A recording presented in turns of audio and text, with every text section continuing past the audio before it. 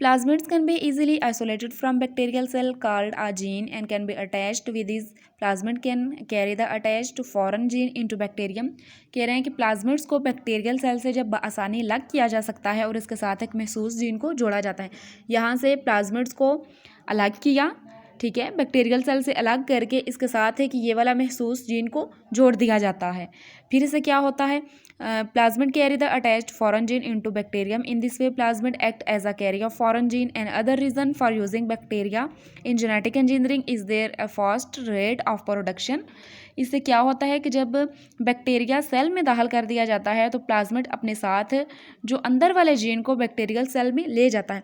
जब इसके साथ एंटर किया जाता है प्लाज्मिड को तो वो क्या होता है कि बैक्टीरियल सेल इसके साथ उसे अंदर ले जाता है और फिर जीन वो बेरोनी जीन का जीन कैरियर कहलाता है। और जेनेटिक इंजीनियरिंग में बैक्टीरिया के इस्तेमाल से दूसरी वजह इसकी शरह तौलीद है। वो कह रहे हैं कि फास्ट रेट ऑफ प्रोडक्शन है इसकी, शरह तौलीद इसे कहते हैं। दूसरी वजह इसकी फास्ट रेट ऑफ प्रोडक्शन है।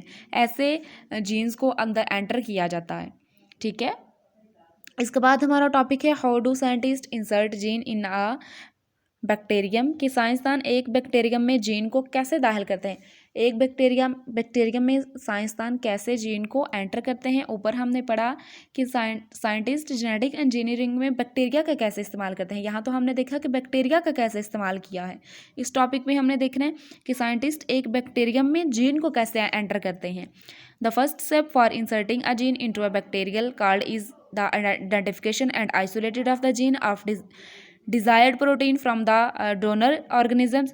कह रहे हैं कि बैक्टीरिया सेल में जीन दाखिल करने का जो पहला मरहला है वो डोनर जानदार में उसकी शनाख्त और जानदार के जिस्म से अलग करना है उस डोनर को। Used to the cut the gene from the donor organism, the isolated gene is the attached with plasmid DNA taken from a bacterium।